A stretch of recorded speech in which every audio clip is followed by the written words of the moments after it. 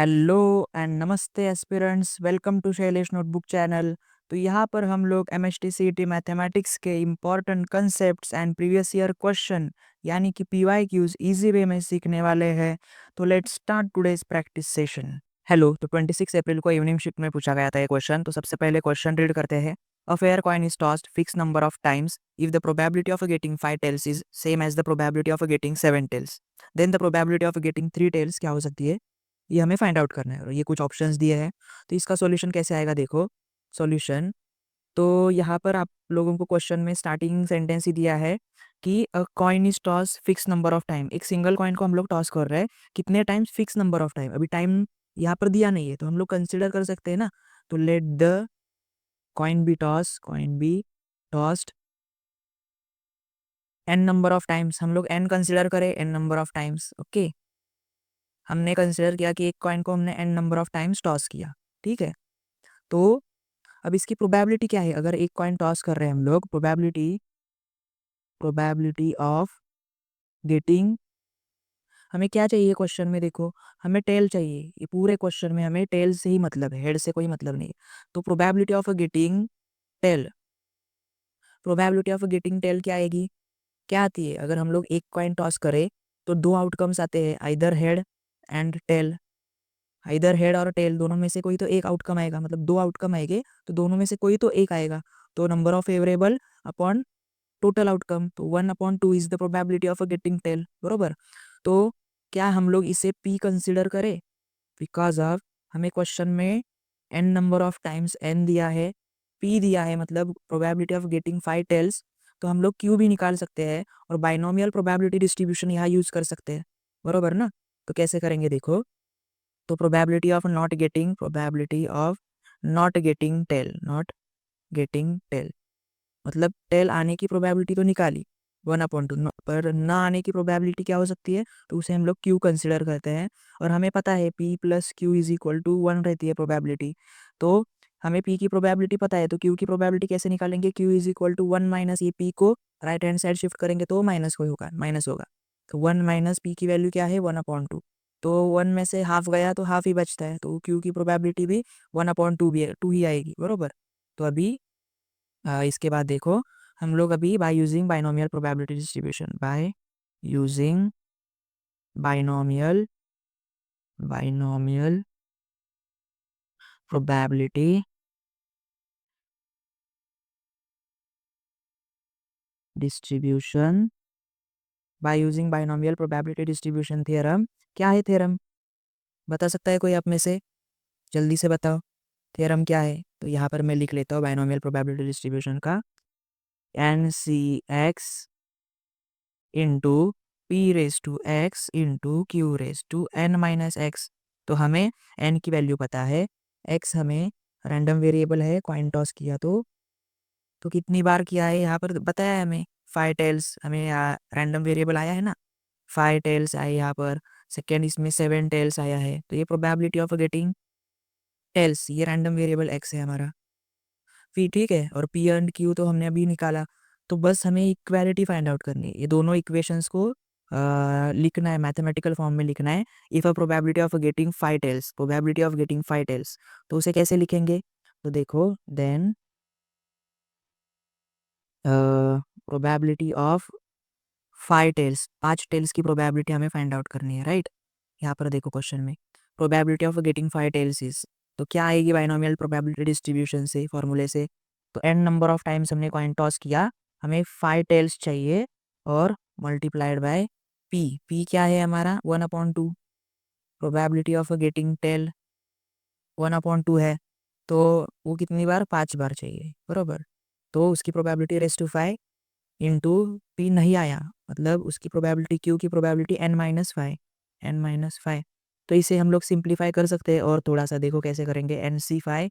अभी ये 1/2 है, यहाँ पर भी 1/2 है, तो इनकी पावर की देखो, ये 5 है और ये n-5 है, तो ये प्लस पावर और ये माइनस पावर कैंसिल हो जाएगी।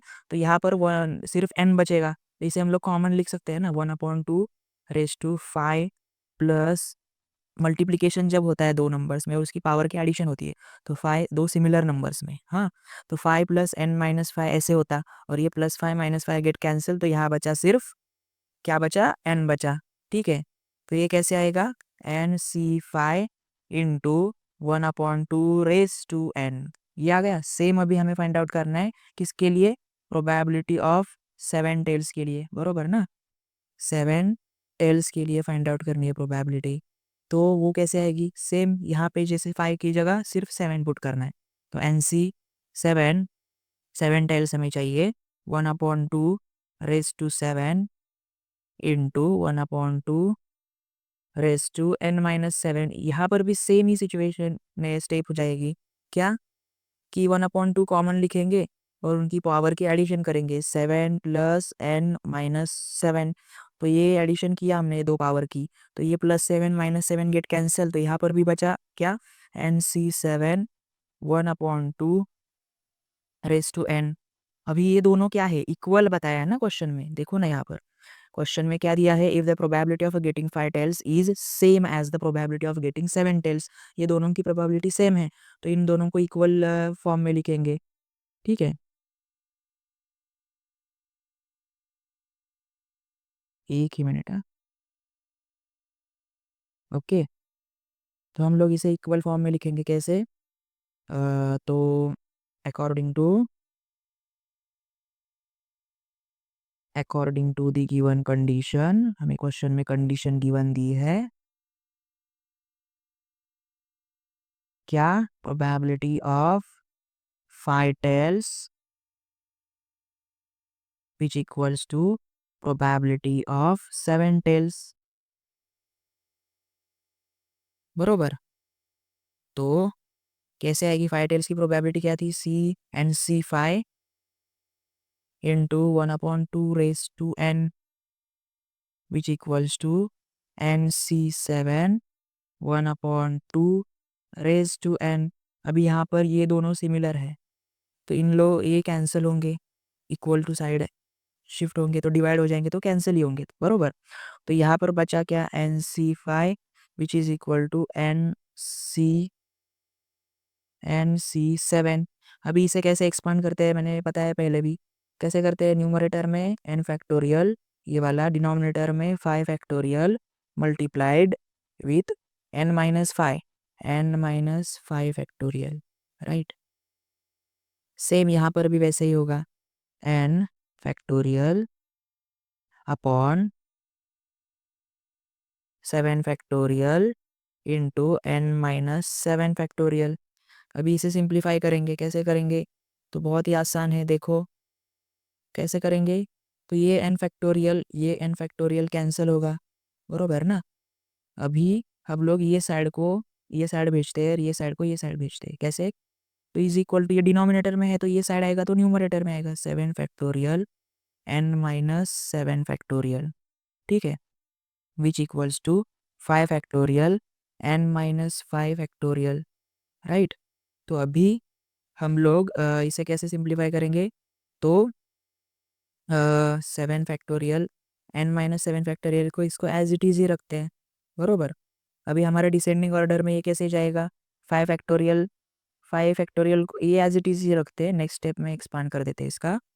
इसे देखो, n-5 फैक्टोरियल है, इसे एक्सपांड करेंगे n-7 तक, कैसे करेंगे, n-5 n-6 n-7 फैक्टोरियल, तो यहाँ तक गया और ये टर्म कैंसिल होगा फिर।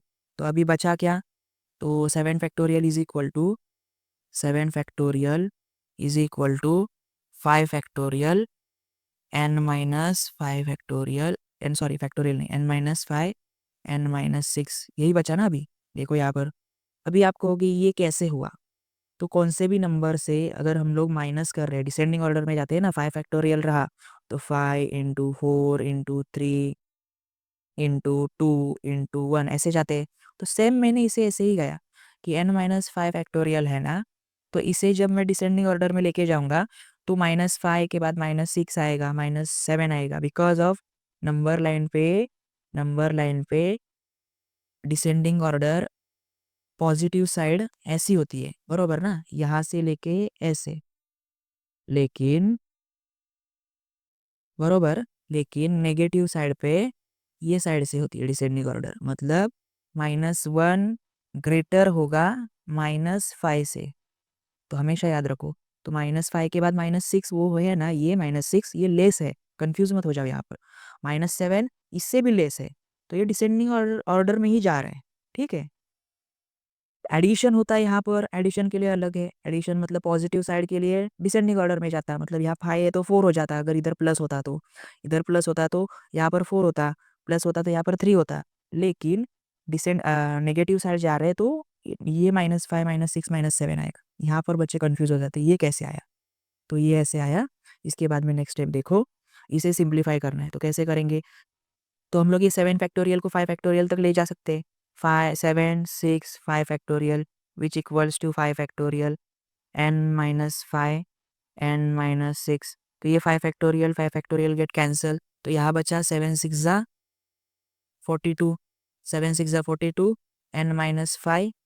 अभी n-5 n-6 को हम लोग सिंप्लीफाई करते हैं, कैसे, ब्रैकेट ओपन करेंगे, n लिया और उसके साथ मल्टीप्लाई किया n-6 को, और ये -5 लिया तो उसके साथ मल्टीप्लाई किया n-6 को। मतलब क्या करना है, हर एक इंडिविजुअल के साथ ये बॉक्स इसे मल्टीप्लाई करना है, ये होल कॉलम को, इस होल टर्म को। तो कैसे करेंगे फिर,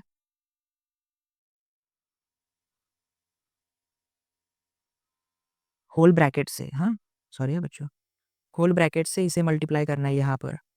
तो n², ये अंदर n गया तो -n6 n×6, यहाँ पर 5n और 5 6 कितना 30। लेकिन साइन देखो, ये माइनस है तो प्लस होगा, +30 आएगा।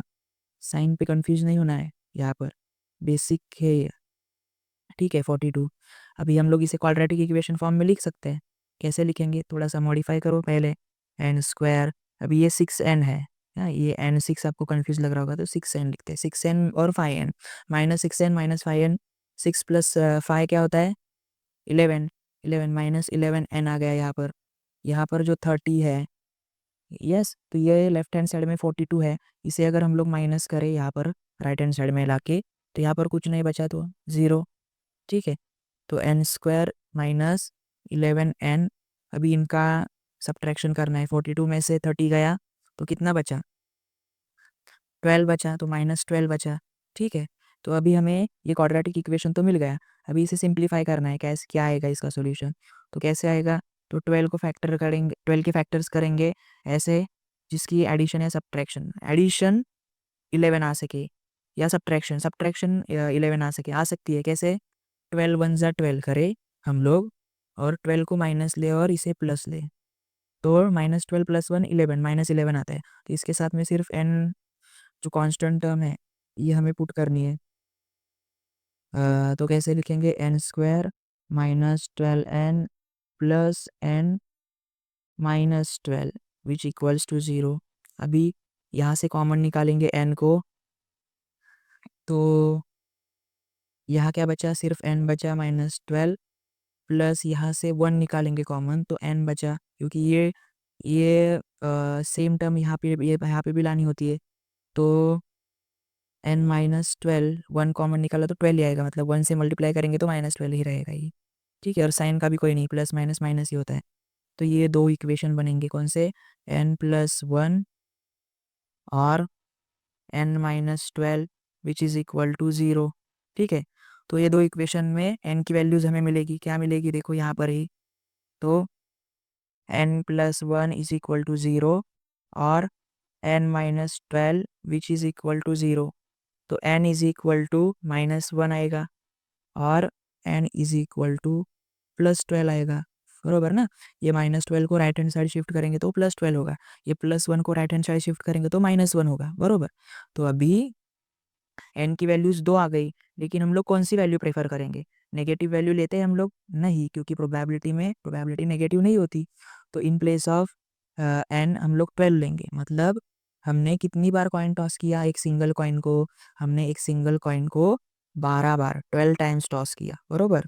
तो हमने 12 टाइम्स टॉस किया, ये तो फाइंड आउट किया, ये दोनों कंपेयर करके इक्वालिटीज़ को। लेकिन हमें फाइंड आउट क्या करना है, प्रोबेबिलिटी ऑफ, देखो प्रोबेबिलिटी ऑफ गेटिंग 3 टेल्स हमें फाइंड आउट करना है, बरोबर। मतलब probability of getting 3 tails, probability of 3 tails की प्रोबेबिलिटी हमें फाइंड आउट करनी है। तो वो कैसे निकालेंगे? सेम 12c 3 टेल्स चाहिए हमें। p क्या है हमारा 1/2 raise to 3 raise to x, और q रेज टू q भी 1/2 ही है। 12 minus 3 n minus x 12 minus 3। तो करो इसे सिंप्लीफाई सेम सेम जैसे किया था पहले। 12 factorial upon 3 factorial 12 minus 3 factorial into 1/2।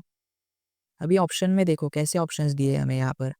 Options में अगर वैल्यू दी है, नहीं 2 रेज टू पावर ही है, मतलब इसे हम लोग 2 की पावर को सॉल्व नहीं करेंगे, ऐसे ही रखेंगे। ऑप्शन में हमें वैसे ही चाहिए ना, तो 1 की पावर 1 का क्यूब 1 ही रहेगा, और 2 का क्यूब 2 का एज इट इज़ रखते हैं हम लोग। सेम यहाँ पर भी 1 की पावर वो एज इट इज़ रहेगी। 2 की पावर 12 माइनस 3 क्या होता है? तो 9 होती है, बरोबर। तो यहाँ इसे सिंप्लीफाई करेंगे इसे हम लोग। वो कैसे करेंगे? तो 12 माइनस 3 क्या होता है? 9 होती है। तो ये 12 को हम लोग 9 तक एक्सपांड करें। 12 10 सॉरी 11 आता है ना 12। 12 11 10 इंटू 9 फैक्टोरियल। अभी हम लोग ये 3 फैक्टोरियल को भी एक्सपांड करते हैं। 3 इंटू 2 इंटू 1 मल्टीप्लाइज ये 12 माइनस 3 क्या बचा? 9 फैक्टोरियल। तो ये 9 फैक्टोरियल डिनोमिनेटर का और ये न्यूमरेटर का 9 फैक्टोरियल कैंसिल हुआ। फिर इसके बाद में इसे हम लोग सिंप्लीफाई कर सकते हैं। 3 1 ज़ा 3, 3 4 ज़ा 12, 2 1 ज़ा 2, 2 5 ज़ा 10। तो अभी डिनोमिनेटर में तो कुछ नहीं बचा, न्यूमरेटर की मल्टीप्लाई करना है सिर्फ। तो ये पावर को हम लोग ये करें, मतलब मल्टीप्लिकेशन में जब सेम नंबर्स होते हैं तो 1/2 एज इट इज़ आएगा, और ये 2 की पावर ऐड होगी। न्यूमरेटर में नहीं होता, डिनोमिनेटर में। और न्यूमरेटर में भी हुआ, अभी यहाँ पर हुआ, तो भी 1 की पावर कुछ भी हो, आंसर तो 1 ही आता है ना। तो ये गलत बोला मैंने कि न्यूमरेटर में नहीं होता है। लेकिन 1 की पावर स्क्वायर करेंगे, ये पावर 1 है 1 की, यहाँ पर भी 1 की पावर 1 है, 1 का स्क्वायर 1 ही आएगा ना। लेकिन 2 का स्क्वायर 2 का पावर के एडिशन करेंगे तो 9 प्लस 3 क्या आता है? 12। तो 2 रेज टू 12 डिनोमिनेटर में आएगा, और न्यूमरेटर में ये मल्टीप्लाई करो। 11 5 ज़ा 55, 55 इंटू 4, 55 इंटू 4 क्या आता है? 220, 220 आता है। तो 220 अपॉन 2 रेज टू 12, बरोबर ना। यहाँ बचा अभी, ये यहाँ पर क्यों किया मैंने, सॉरी यार। ये ऐसे ही आएगा नेक्स्ट स्टेप में। 220/2 रेज टू 12, ये आ गई प्रोबेबिलिटी ऑफ अ 3 टेल्स। देखो कौन सा ऑप्शन है ये। तो ऑप्शन नंबर, कौन सा ऑप्शन है ये? 220/2 रेज टू 12। तो ये ऑप्शन नहीं दिया है, इसे मतलब हमारे ऑप्शन को थोड़ा सा और हमें रिड्यूस करना होगा। इसे हम लोग रिड्यूस करें, मतलब मैं अगर इसे ऐसे भी लिख सकता हूँ ना, 2 रेज टू 10 करूँ इसे, और 2 का स्क्वायर ये अलग से निकालो बाहर, और ये 220, बरोबर। अभी क्या करूँगा मैं? 2 का स्क्वायर क्या आएगा? 4 आएगा। तो नेक्स्ट स्टेप में मैं ऐसे लिखता हूँ, ये 4 आएगा और ये 220 है, बरोबर ना। तो ये 4 से ये 220 को डिवाइड करता हूँ, क्योंकि 2 रेज टू 10 पावर है क्वेश्चन में। तो 4 1 ज़ा 4, 4 5 ज़ा 20, बचा 2, 4 5 ज़ा 20। तो 55/2 रेज टू 10, 55/2 रेज टू 10 ये ऑप्शन है। देखो कौन सा ऑप्शन नंबर है। तो 55/2 raise to 10 which is option number B. तो ये रहा solution of probability of getting 3 tails. तो बहुत सिंपल और लेंदी कैलकुलेशन था, लेकिन फास्ट कैलकुलेट करके आप इजीली फाइंड आउट कर सकते हैं। हेलो, तो 26 अप्रैल को इवनिंग शिफ्ट में पूछा गया था ये क्वेश्चन। फेयर तो सबसे पहले क्वेश्चन रीड करते हैं। A fair and face dice is rolled repeatedly until a number less than n appears. If the mean of the number of tosses required is n/9, then n is equal to क्या होगा? Where हमारा n क्या है? Natural number है। तो ये कुछ हमें ऑप्शंस दिए हैं, हमें n की वैल्यू फाइंड आउट करनी है। तो इसका सोल्यूशन कैसे आएगा देखो। तो हमें क्वेश्चन में क्या है गिवन, कि एक डाइस है, उसे हम लोग रिपीटेडली रोल कर रहे हैं, और हमें नंबर n से लेस आना चाहिए, number less than n appears आना चाहिए, और वो डाइस n फेस डाइस है, ठीक है। तो कैसे करेंगे? तो सबसे पहले हम लोग कंसिडर करते हैं let x be the number of tosses. Let x be the number of tosses. Number of tosses को एक्स रिप्रेजेंट करते हैं रिक्वायर्ड टॉसेस चाहिए, लेकिन number less than n appears आना चाहिए। A number less than n appears होना चाहिए। ठीक है, तो पॉसिबल वैल्यूज क्या आएगी then? Possible values of x, x की पॉसिबल वैल्यूज क्या रहेगी? 1 2 3 et so on. Natural number जहाँ तक जाते हैं वहाँ तक जाएंगे, बरोबर ना, क्योंकि यहाँ पे दिया नहीं है कोई तो फिक्स नंबर किधर तक जाएगी, वो हमें फाइंड आउट करना है एन की वैल्यू। तो हम लोग probability of x is equal to 1 निकाल सकते हैं। तो एक्स 1 होने की प्रोबेबिलिटी, नंबर ऑफ टॉसेस, अगर हमने एक बार टॉस किया तो उसकी प्रोबेबिलिटी क्या आनी चाहिए? तो हमें एन माइनस एन से लेस चाहिए ना, number less than n appears आना चाहिए। तो एन से लेस नंबर n-1 होता है, तो n-1 अपॉन एन आएगा, राइट। सेम यहाँ पर probability of x is equal to 2 के लिए क्या आएगी? एक्स इज इक्वल टू 2 के लिए, तो probability of x is equal to 2 के लिए सेम n-1 अपॉन एन, लेकिन यहाँ पर मल्टीप्लाई होगा हमारे साथ 1 अपॉन एन भी मल्टीप्लाई होगा, बरोबर।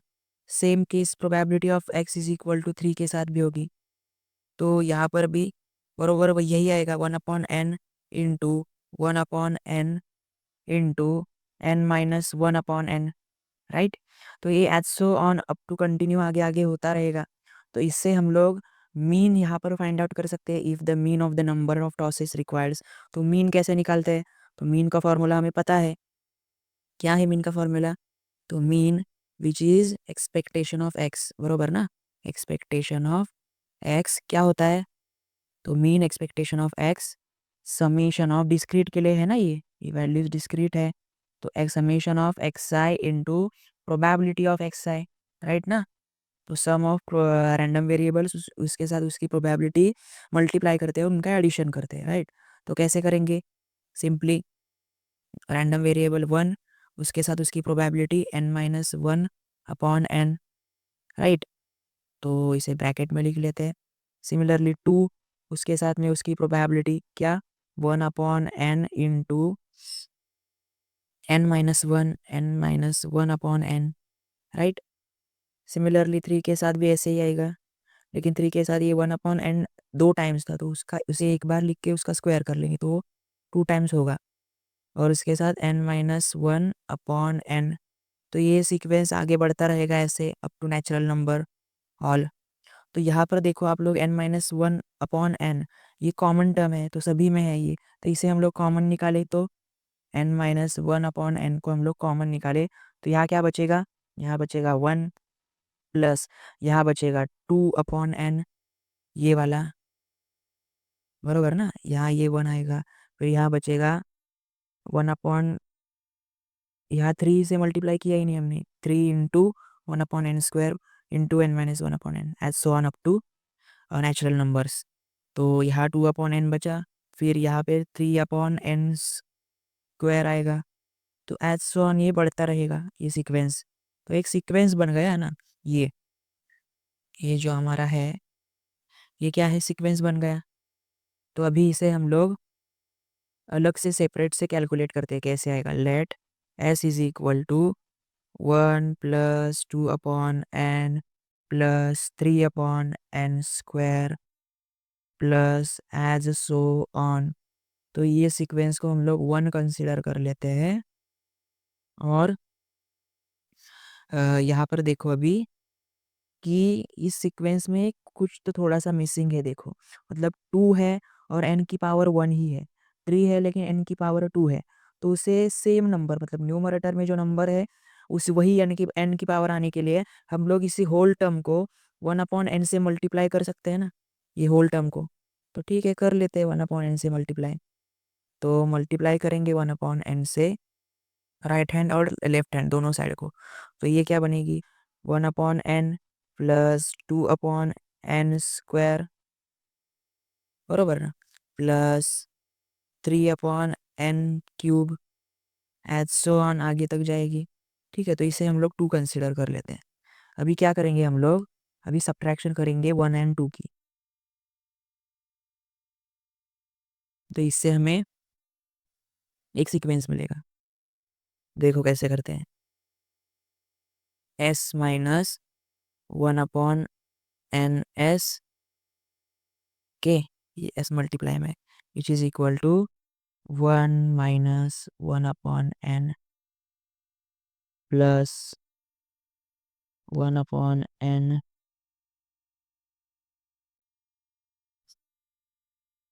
सॉरी 1/n नहीं, यहाँ पे 2/n है ना,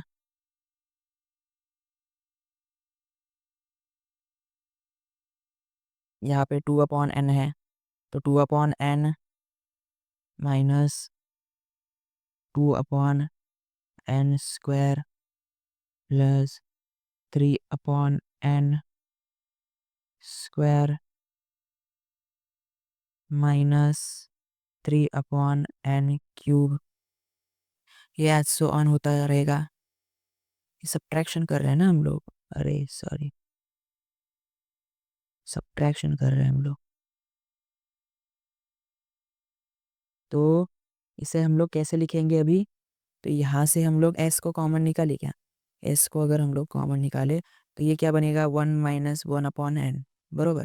और यहाँ पे क्या बनेगा, तो इस सीक्वेंस को हम लोग कैसे लिखते हैं, तो इसे हम लोग 1/1 माइनस 1/n ऐसे लिखते हैं, बरोबर।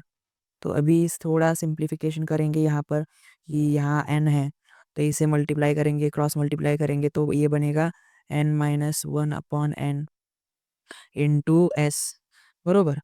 फिर यहाँ पर भी सेम वैसे ही होगा 1/n माइनस 1/n। अब ये डिनोमिनेटर का डिनोमिनेटर विल बिकम न्यूमरेटर, तो n ये ऊपर जाएगा, तो मैं ऊपर ही लिखता हूँ यहाँ पर, तो यहाँ बन जाएगा n। तो अभी हम लोग s को फाइंड आउट कर सकते हैं, s इज इक्वल टू क्या आएगा, s इज इक्वल टू ये टर्म यहाँ पे मल्टीप्लाई डिवाइड के लिए, तो वो इस साइड जाएगी राइट हैंड साइड, तो मल्टीप्लाई होगी, तो n स्क्वायर होगी। सेम टर्म n माइनस 1 यहाँ पे मल्टीप्लाई के लिए यहाँ डिवाइड आ जाएगी, तो यहाँ भी इसके साथ मल्टीप्लाई होकर उसकी स्क्वायर बनेगी, राइट। तो ये क्या बन गया टर्म, n माइनस 1 का whole square, n upon n minus 1 the whole square, right. तो अभी देखो कि हमें s की वैल्यू तो मिल गई। अब हम लोग ये s की वैल्यू मीन में अगर यहाँ पे पुट करें, यहाँ पर देखो हमने ये टर्म को सेपरेट लिया था ना, तो in place of this term हम लोग ये वैल्यू पुट करें जो हमने s की फाइंड आउट की है, तो कैसे बनेगा, n minus 1/n into put in star equation, ये इसे स्टार इक्वेशन मान लो, इसे स्टार इक्वेशन मान लो, ठीक है। तो इसमें पुट करेंगे,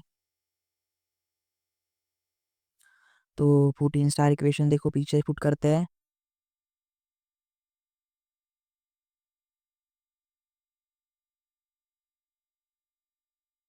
n minus 1/n into n minus 1 the whole square.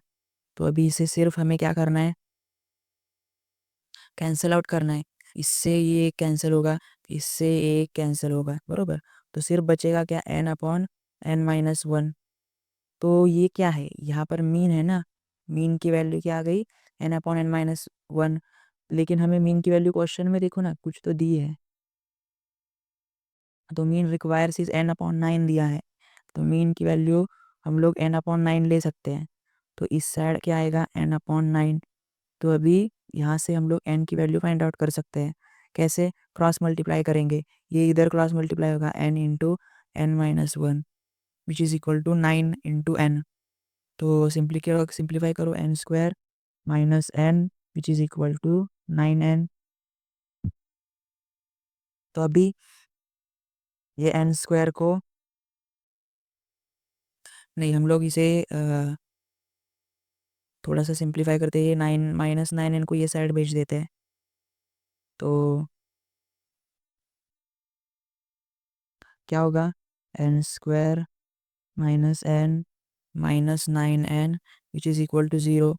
तो क्या बन गया यहाँ पर देखो, एन स्क्वायर -9 प्लस -n, तो -9n माइनस एन, तो -10n बन गया, -10n which is equal to 0। यहाँ पे कुछ नहीं, तो फिर हम लोग क्या करेंगे, तो यहाँ से n कॉमन निकाल सकते हैं ना, n कॉमन निकाला तो n-10 बचा, बरोबर, विच इज़ इक्वल टू 0।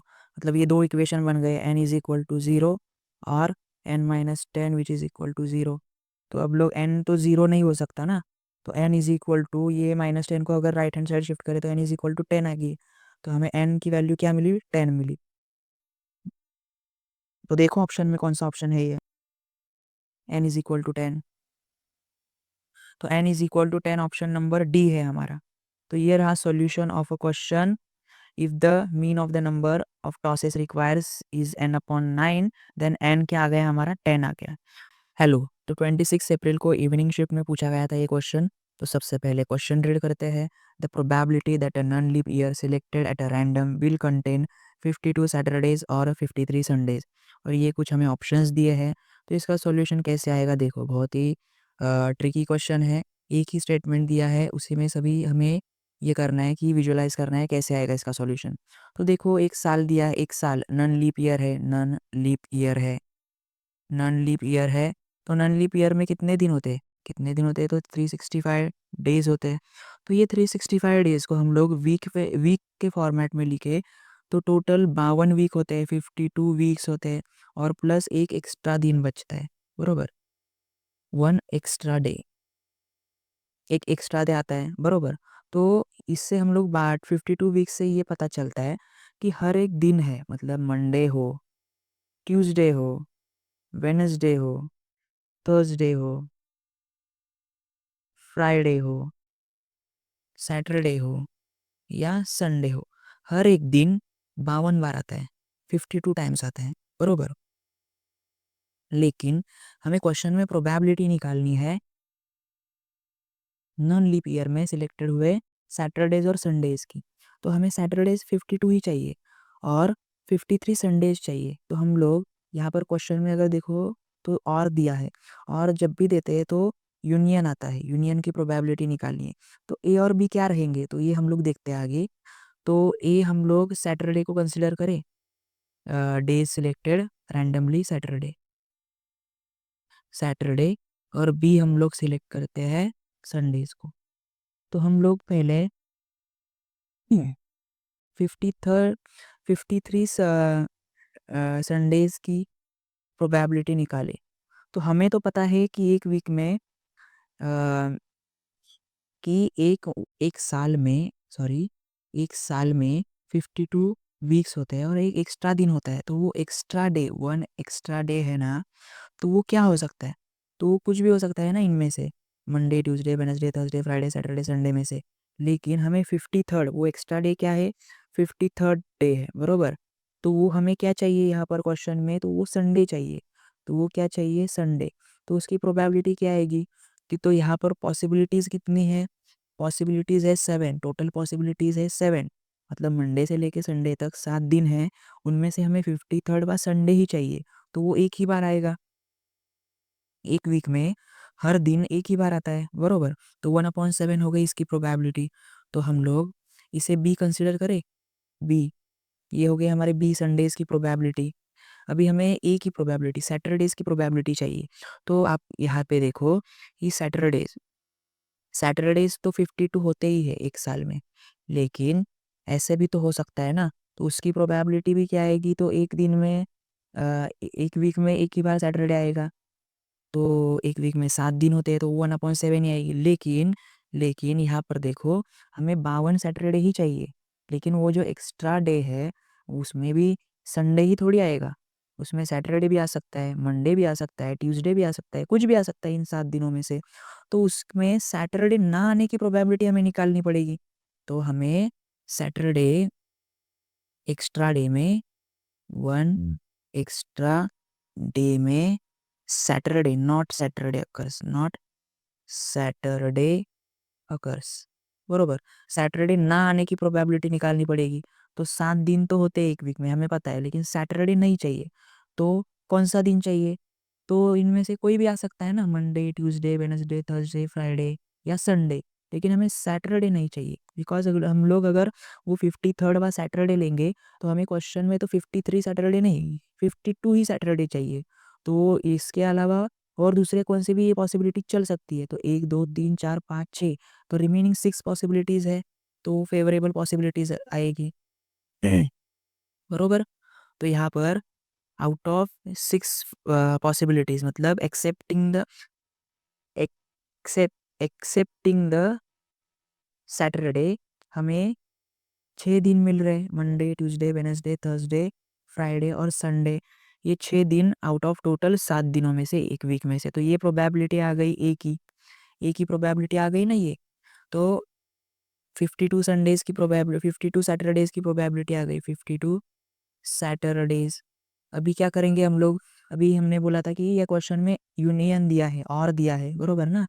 52 सैटरडेज़ और 53 संडेज़, तो और दिया है मतलब यूनियन यूज़ करेंगे, ए और बी, ए यूनियन बी क्या होता है, probability of A plus probability of B minus probability of A intersection B.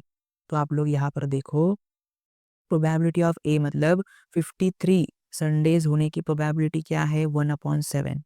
1/7, नहीं, वो तो बी की प्रोबेबिलिटी है ना।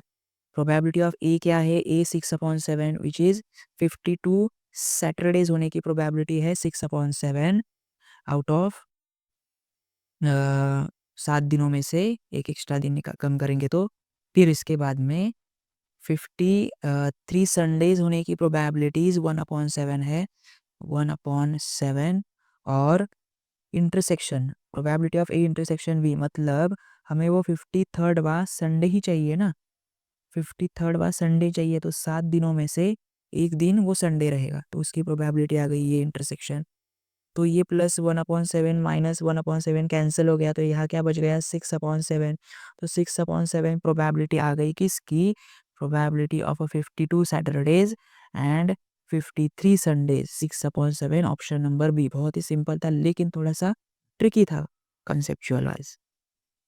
मोर सच प्रॅक्टिस व्हिडिओज पाहण्यासाठी शैलेश नोटबुक चॅनलला लाईक, शेअर आणि सबस्क्राईब करायला विसरू नका. तर भेटू आपण पुढच्या व्हिडिओमध्ये. Thank you.